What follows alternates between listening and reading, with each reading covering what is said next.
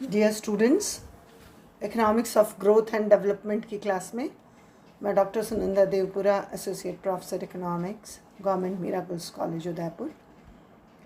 आज हम आर्थिक वृद्धि एवं विकास की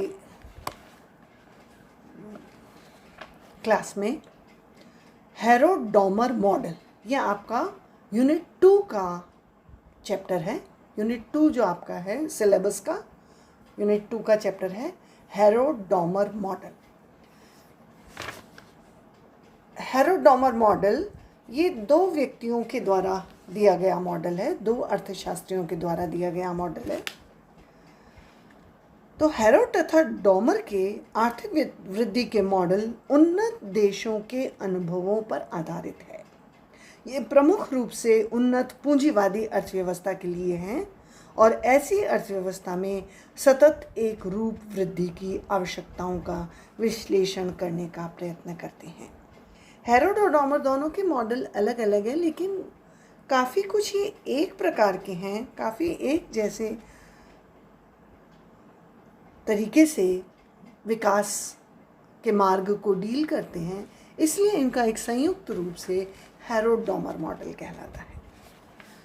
ये है इनका जो मॉडल है वो आधारित है सतत वृद्धि की आवश्यकताएं, requirements of study growth, continuous growth, सतत यानी लगातार अनवरत चलती रहे उस प्रकार की वृद्धि के लिए हेरोड और डॉमर के ग्रोथ मॉडल्स हैं। हेरोड तथा डॉमर दोनों ही अर्थव्यवस्था के सपाट तथा निर्बाधित कार्यकरण के लिए आवश्यक आय वृद्धि की दर खोजने में दिलचस्पी रखते हैं।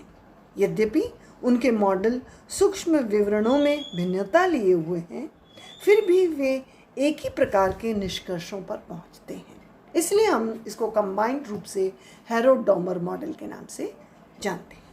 आगे आप देखिए, हेरोड तथा डॉमर आर्थिक वृद्धि की प्रक्रिया में निवेश को प्रमुख कार्य सौंपते हैं, परंतु वे निवेश के द्वैत यानी ड्यूअल नेचर, द्वैत प्रकृति पर बल देते हैं। पहला ड्यूअल में क्या क्या है? पहला, आय निवेश का निर्माण करता है, और दूसरा, पहला है निवेश आय का निर्माण करता है, और दूसरा यह अर्थव्यवस्था के पूंजी स्टॉक को बढ़ाकर उसकी उत्पादन क्षमता में वृद्धि करता है। निवेश जो है, इसके दो रिजल्ट्स हैं। निवेश की डबल प्रकृति है, एक तरफ वो आय का निर्माण करता है और दूसरी तरफ अर्थव्यवस्था में पूंजी स्टॉक को बढ़ाकर उत्पादन की क्षमता में वृद्धि करता है।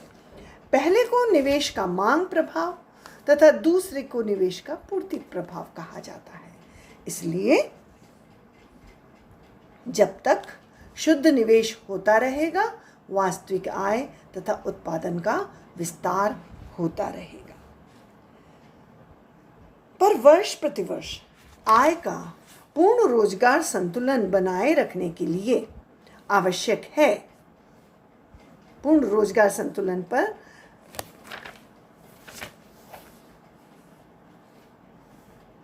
बनाए रखने के लिए वास्तविक आय आवश्यक है कि वास्तविक आय तथा उत्पादन का उसी दौर से विस्तार हो जिस दर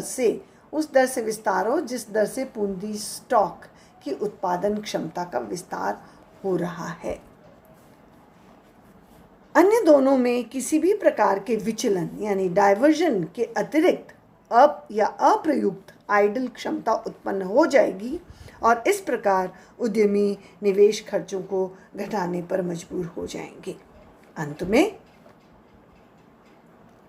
बाद में अवधियों में आय तथा रोजगार को घटाकर और अर्थव्यवस्था को सतत तथा एकरूप वृद्धि के संतुलन मार्ग से हटाकर यह अर्थव्यवस्था पर प्रतिकूल प्रभाव डालेगा।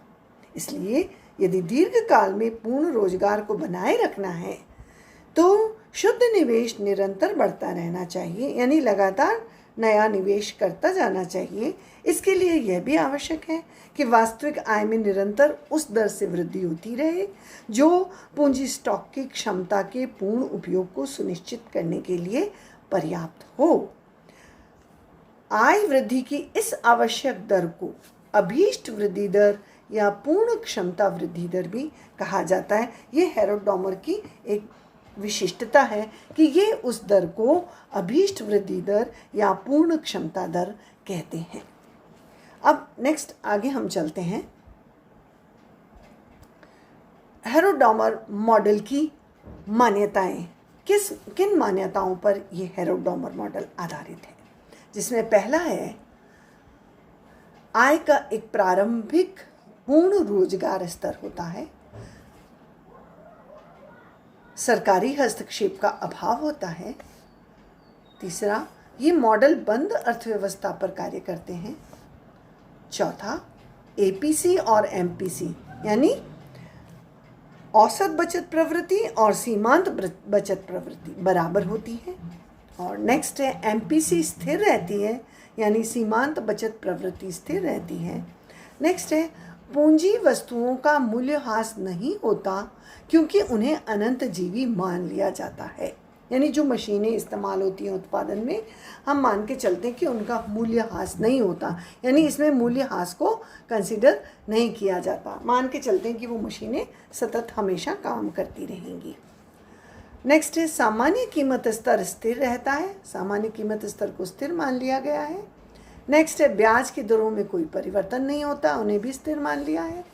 उसके बाद है पूंजी श्रम अनुपात स्थिर रहता है, पूंजी तथा श्रम का जो अनुपात उत्पादन में है वो स्थिर रहता है, और पूंजी में स्थिर व अचल दोनों संपत्तियों को शामिल किया जाता है। पूंजी में चल और अचल दोनों संपत्तियां शामिल है। अंतिम एक ही प्रकार की वस्तु का उत्पादन किया जाता है। समस्या के अंतिम हल के लिए ये सभी मान्यताएं आवश्यक नहीं हैं, फिर भी वे विश्लेषण को सरल बना देती हैं, इसलिए इन मान्यताओं को मान के आगे इस हेरोड डॉमर मॉडल का विकास किया गया है। इसी में हम आगे चलते हैं। अब हम दोनों हेरोड और डॉमर मॉडल दोनों को वन बाय वन डिटेल में स्टडी करेंगे। तो आज हम पहले डॉमर मॉडल लेते हैं। डॉमर मॉडल के दो पक्ष हैं, पूर्ति पक्ष और मांग पक्ष। डॉमर ने इस प्रश्न को लेकर अपने मॉडल का निर्माण किया है कि निवेश एक ओर तो आय को उत्पन्न करता है और दूसरी ओर उत्पादन क्षमता बढ़ाता है। इसलिए उत्पादक क्षमता में वृद्धि को आय में वृद्धि के बराबर करने के लिए निवेश किस दर से बढ़े ताकि पूर्ण रोजगार बना रहे, वह निवेश के माध्यम से कुल पूर्ति तथा कुल मांग के बीच संबंध स्थापित करके इस प्रश्न का उत्तर देता है।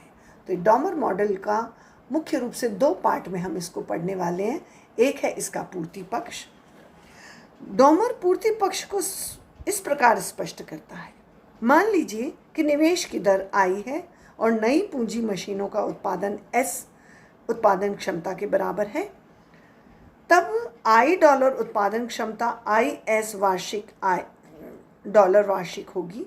लेकिन यह भी संभव है कि नई पूंजी का उपयोग पुरानी मशीनों के स्थान पर किया जाए। ऐसी स्थिति में वार्षिक उत्पादन क्षमता IS से कम होगी। डॉमर इसे I सिग्मा से प्रदर्शित करते हैं। I सिग्मा डॉमर के मॉडल में पूर्ति पक्ष यानी कुल उत्पादन कितना होगा, delta Y is equal to I sigma. इसको हम इस इक्वेशन से समझ सकते हैं। जबकि निवेश की औसत उत्पादन क्षमता sigma is equal to delta Y upon I तथा I सिग्मा अर्थव्यवस्था में कुल शुद्ध संभाव्य वृद्धि है, जिसे सिग्मा प्रभाव भी कहते हैं। निवेश की औसत उत्पादकता sigma is equal to delta Y upon I और I सिग्मा अर्थव्यवस्था के उत्पादन में कुल शुद्ध संभाव्य वृद्धि, जिसे सिग्मा प्रभाव भी कहा जाता है। ये डॉमर के मॉडल की सिग्निफिकेंस है, बहुत ही इम्पॉर्टेंट कंसेप्ट है। दूसरा आता है मांग पक्ष। मांग पक्ष डॉमर मांग पक्ष की व्याख्या केन्स की गुणक प्रक्रिया से करता है। केन्स की गुणक प्रक्रिया से करता है। मान लीजिए राष्ट्रीय आय में वार्षिक वृद्धि डेल्टा Y, राष्ट्रीय आय में वार्षिक वृद्धि डेल्टा Y, तो निवेश में वृद्धि डेल्टा I कि 1/अल्फा होगी। यहाँ पर ये मल्टीप्लिकेशन का साइन है, यानी I is equal to alpha Y, अथवा I इज इक्वल टू 1/अल्फा, I इंटू 1/अल्फा इज इक्वल टू वाई। ये तीनों एक ही बात है। तो इस इक्वेशन को हमें मुख्य रूप से इस इक्वेशन से समझ लेना है। ये तीनों सेम एक ही बात बताती है, जो मांग पक्ष की तीनों इक्वेशंस हैं। अब हम आते हैं संतुलन पर कि मांग और पूर्ति का संतुलन किस प्रकार से हो। दिस इज, ये इक्विलिब्रियम का जो संतुलन का इक्वेशन है, इसको हम इस ब्रैकेट में बताते हैं। That is delta Y upon alpha is equal to, delta Y upon alpha is equal to I sigma, इसको सिग्मा कर लीजिए please, I sigma, this is I sigma, अर्थात delta I upon I is equal to alpha sigma.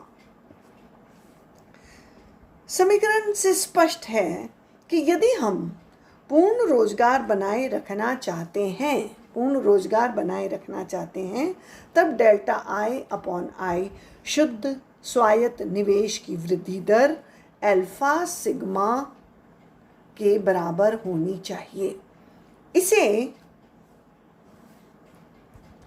इसे सुनहरी मार्ग यानी golden path कहते हैं। ये डॉमर ने कंसेप्ट दिया है सुनहरी मार्ग का, गोल्डन पाथ का। डॉमर के जो वृद्धि का सिद्धांत है, इसका बहुत ही इम्पॉर्टेंट बिंदु है ये सुनहरी मार्ग। इस पे प्रश्न भी पूछ लिया जाता है एग्जाम में। इससे विचलन पर, इस सुनहरी मार्ग जो पूर्ण रोजगार के बिंदु को बताने वाला मार्ग है, जो हमने ये संतुलन की इक्वेशन दी है, अगर इससे विचलन होता है तो चक्रीय परिवर्तन होंगे। यानी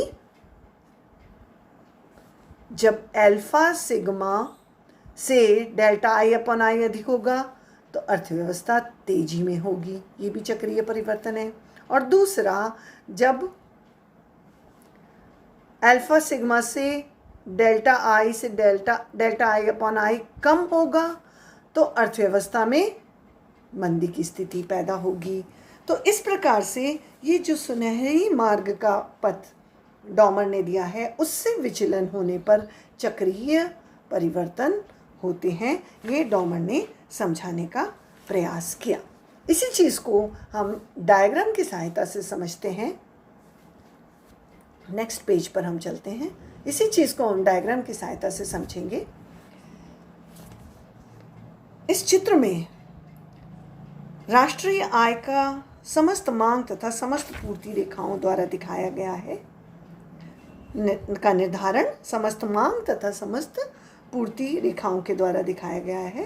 क्षितिज अक्ष पर आय के स्तर को, यानी एक्स एक्सिस पर हमने इनकम लिया है और वाई एक्सिस पर हमने इन्वेस्टमेंट और सेविंग लिया है। यानी जो ये 45 डिग्री लाइन है, ये y is equal to S plus I को डिनोट करती है। इन दोनों के इनकम और सेविंग प्लस इन्वेस्टमेंट, इसके संतुलन को दिखाया गया है इस 45 डिग्री एंगल के द्वारा। प्रारंभ में अर्थव्यवस्था का संतुलन S1 बिंदु पर है, प्रारंभिक संतुलन जहाँ पर सेविंग तथा इन्वेस्टमेंट और इनकम दोनों बराबर हैं S1 बिंदु पर, जहाँ बचत तथा निवेश का स्तर बराबर है और आय का स्तर OY1 है। आय का स्तर इस OY1। दूसरे शब्दों में अर्थव्यवस्था पूर्ण दक्षता से कार्य कर रही है। अब वार्षिक निवेश की दर I1 है। वार्षिक निवेश की दर, हम कितना, एक साल में कितना निवेश किया जा रहा है, दैट इज I1। जबकि नई पूंजी का उपभोग पुरानी मशीनों के स्थान पर किया जाता है और गुणक प्रभाव के कारण आय का स्तर बढ़कर S1A, दिस इज S1A, ये आय का स्तर बढ़ता है which is equal to Y1 Y2। लेकिन वार्षिक उत्पादन क्षमता I सिग्मा से कम रहती है। रेखा चित्र में स्पष्ट किया गया है कि OY2 is greater than OY1। Y2 income Y1 income से अधिक है।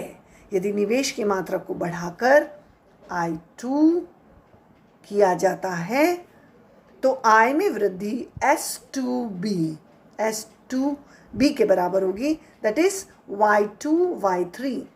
Y2Y3 ये I में वृद्धि होगी।